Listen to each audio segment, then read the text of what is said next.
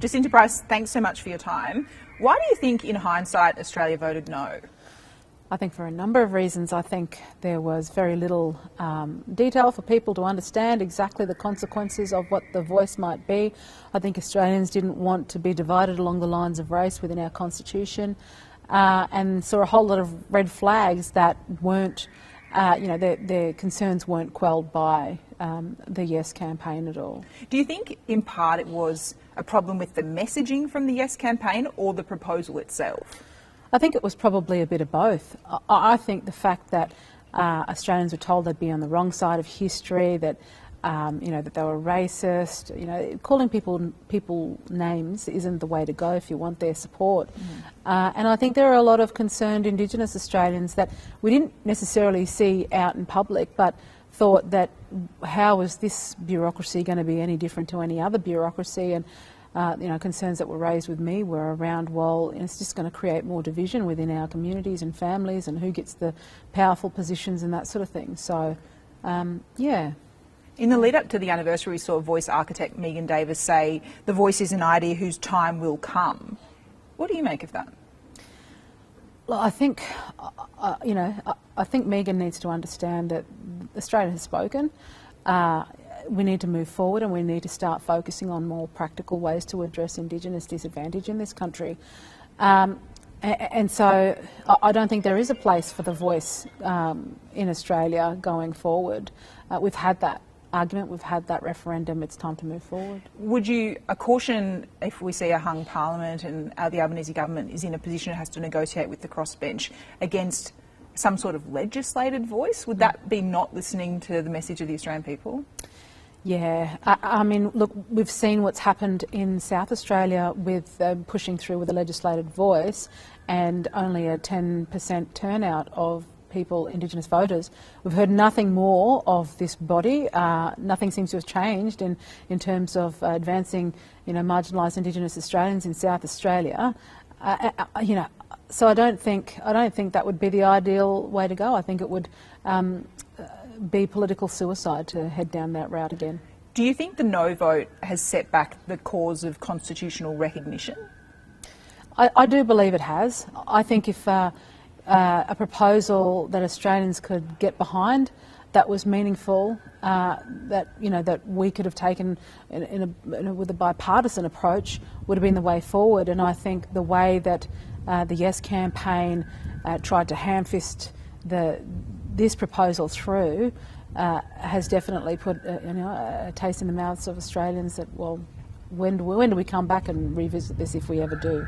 Do you think the coalition needs to take any responsibility in terms of killing off the proposal, that it was instrumental, Peter Dutton's position, to say no, that in the end was the main reason, according to Labor, that this went down?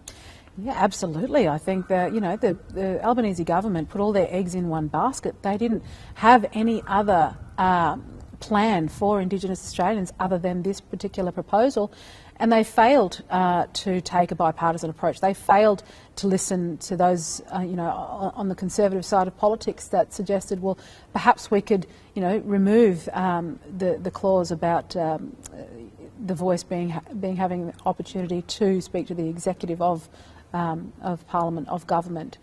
There are a number of things that they got wrong, and they need to take responsibility for that. They've failed the Australian people with this referendum. And how would you assess the last 12 months since the Voice went down? The Prime Minister promised to continue to work on fixing Indigenous disadvantage. How do you believe that's gone? Nothing has happened. Absolutely nothing has happened to fix Indigenous disadvantage in the last 12 months.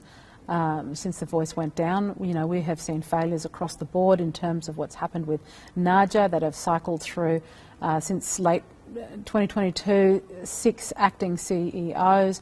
That has left a disastrous situation for unrepresented Indigenous people in the Northern Territory. We've seen the failures of removing the cashless debit card and the fallout from that, and nothing being done to correct that situation.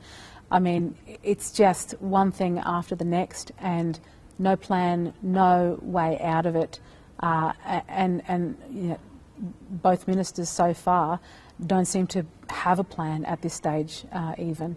And what would be the coalition's ideal model? You win the next election. How do you meaningfully shift the dial? It's an area we've spoken about for decades, and it seems like we struggle to actually make progress. Yeah, and I guess, like I've always said, you know, we've never done anything to fix the structures that currently exist, which is why it's important that if we were to win government, we would conduct an audit into the money that's being spent to supposedly close the gap, to ensure that it's being directed in a manner that it's producing outcomes.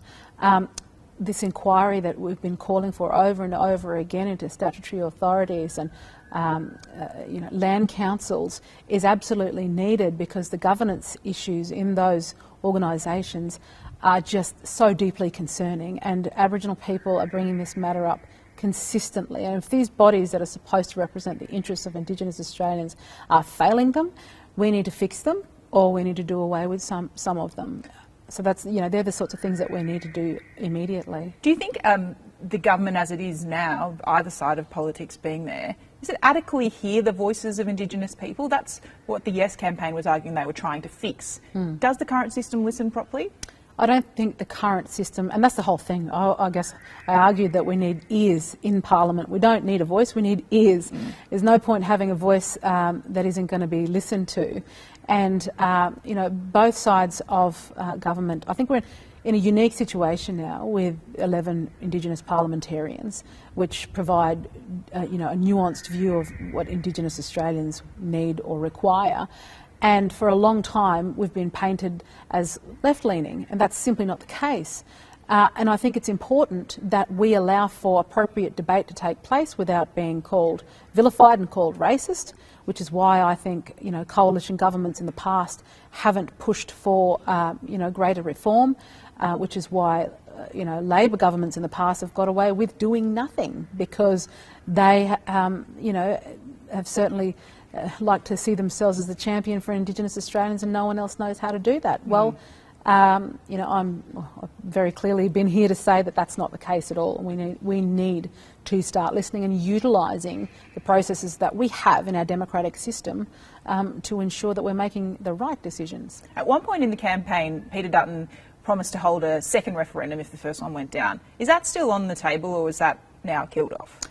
Yeah, at this stage, look, there's no talk of a second referendum going forward. The approach is to take more practical measures toward policy, again, to look at creating outcomes. For me, it'll absolutely be a focus on who our marginalised are, and not painting all Indigenous Australians as being marginalised because of our racial heritage. And just finally, Lydia Thorpe, independent senator, she's pushing still for treaty, and she, when speaking to Sky News, says treaty isn't a dirty word and that you don't need to fear people going to come and take your backyard. What do you make of that view? I think it's not that I'm concerned about with treaty. I think it's just a waste of time. It makes no sense to hold a treaty with one's own citizens, and while we're wasting time and resources on creating treaties, which, you know, how long is a piece of string really when you've got so many language groups that we're supposedly dealing with. We should be taking a unified approach as Australians, and as I, you know, always say, treating people on the basis of need, not race. So treaty is just something for me that I think gets in the way of producing practical outcomes. Jacinta Price, thanks so much for your time. Thanks for having me.